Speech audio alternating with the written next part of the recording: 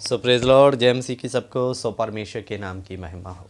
आज एक बार फिर से सुंदर समय के लिए मेरे अजीज़ों, आज का जो हमारा विषय है ये बहुत बार हम मसीहों के सामने में आता है कि तुम्हारे मसीहत में तो केवल एक ही कुर्बानी है, लेकिन हमारे धर्म या हमारे लोगों ने तो कई हज़ारों लाखों कुर्बानियाँ दिया। मेरे अजीज़ों, बहुत बार लोग बाइबल के प्रश्न तो उठाते हैं अधूरे ज्ञान या अधूरी जानकारी को लेकर, लेकिन मैं आपको बता कि किसी भी ग्रंथ को पढ़े बिना हम किसी पर टिप्पणी नहीं कर सकते। अब मैं ये तो नहीं कहूँगा कि किसी धर्म में इतनी शहीदियाँ हैं उतनी शहीदियाँ हैं, लेकिन मैं बाइबल के बारे में जानता हूँ तो बाइबल के आपको बारे में कुछ बातों को बताना चाहूँगा।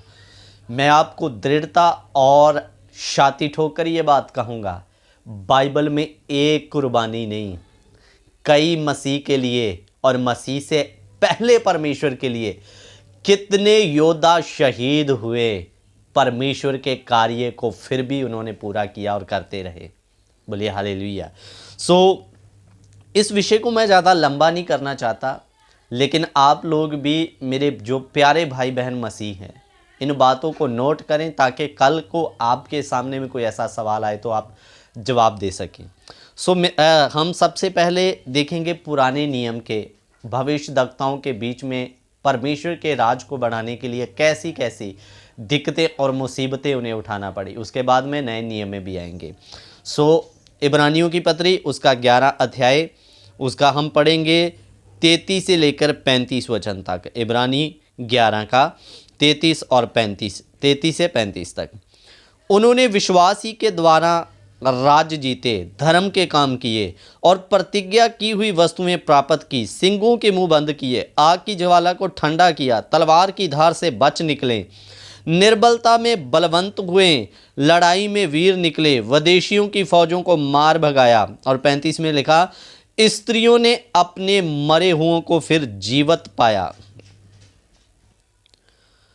कितने तो मार खाते खाते मर गए और छुटकारा ना चाहा, इसलिए कि उत्तम पुनरुत्थान में भागी हो। मेरे प्रियो, इधर में लिखा स्त्रियों ने अपने मरे हुओं को फिर जीवित तो पाया, लेकिन उधर में आगे ये भी लिखा कितने मार खाते खाते मर गए, लेकिन उन्होंने छुटकारा ना चाहा कि इस मुसीबत से हमें छुटकारा मिल जाए, इस मौत से हमें छुटकारा मिल जाए। क्यों?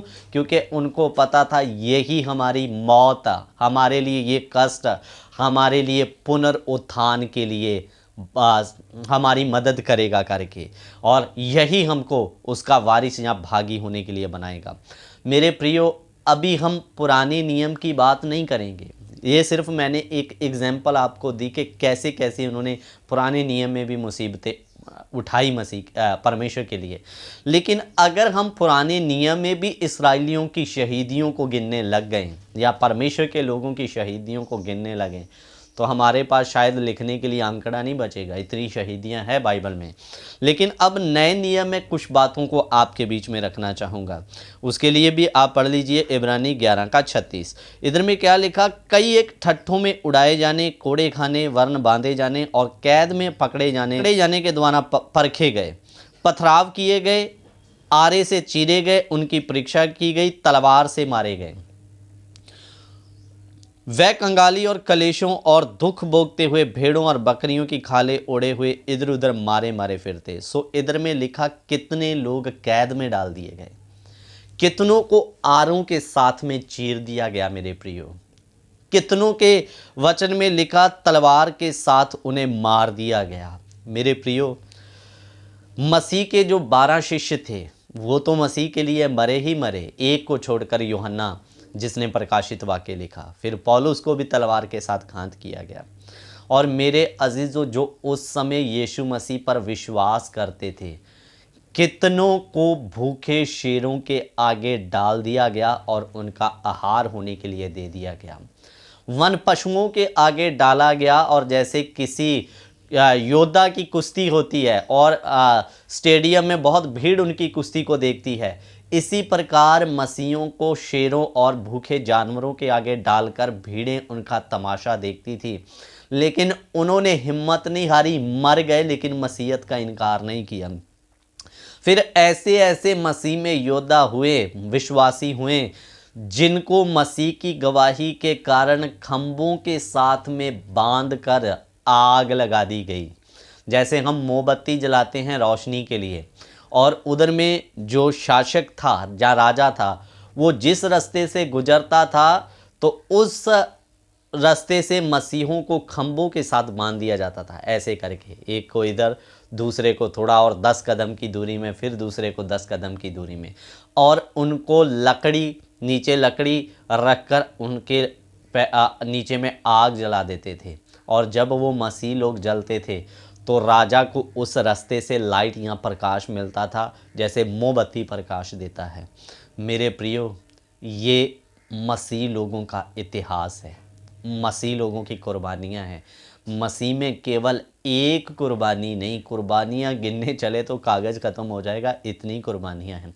और ये आज कुर्बानी बंद नहीं हो गई, आज भी मसीह लोग बाइबल के लिए दुख उठाते हैं। अभी उड़ीसा में आज से कुछ साल पहले जो कांड हुआ था अटल बिहारी वाजपेयी के समय में, तो परमेश्वर के एक जिंदा दास को और उसके 2 बच्चों को, जो मासूम थे, छोटे थे, उनको उनकी गाड़ी में जिंदा जला दिया गया। और जब उनकी पत्नी को पूछा गया इनको क्या सज़ा दी जाए, जो तुम्हारे विरोधी हैं, जिन्होंने तुम्हारे पति और बेटों को जिंदा जलाया, वो कहती, मेरे यीशु ने दुश्मनों को माफ़ किया, मैं इनके लिए कोई सज़ा बयान नहीं चाहती, इनको कृपया माफ़ किया जाए।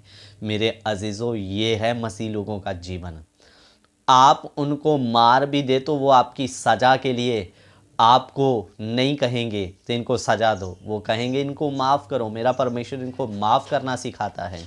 और मैं आपको कहने का मतलब, ये कुर्बानियाँ केवल बाइबल के समय के दौरान नहीं, बाइबल के समय में भी गिनती करेंगे तो गिनती नहीं कर पाओगे, इतनी कुर्बानियाँ हैं ये।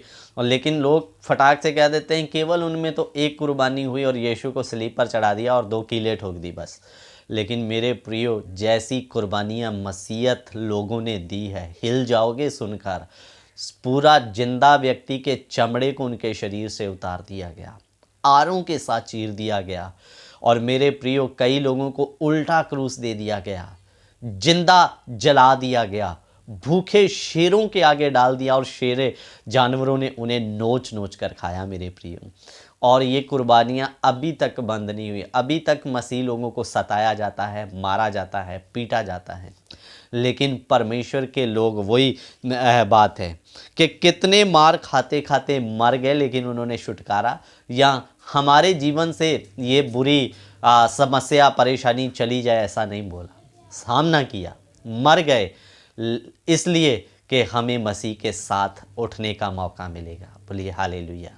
सो मेरे प्रियो, इसलिए ये बात या सत्य रखने का आप तक मतलब कि मसीहत में केवल एक कुर्बानी नहीं, कुर्बानियाँ गिनने चलोगे पुराने और नए नियम को जोड़ के तो गिन नहीं पाओगे। सो मैं आशा करता हूँ परमेश्वर इस वचनों के द्वारा आप सबको आशीष दे। और मेरे प्रियो, ये जानकारियाँ आप तक इसलिए रखी जाती है कि मसीहत का हर एक ज्ञान आपके पास होना चाहिए। सो प्रभु आप सबको आशीष और बरकत दे। जय मसीह की। God bless you. प्रभु बरकत दे।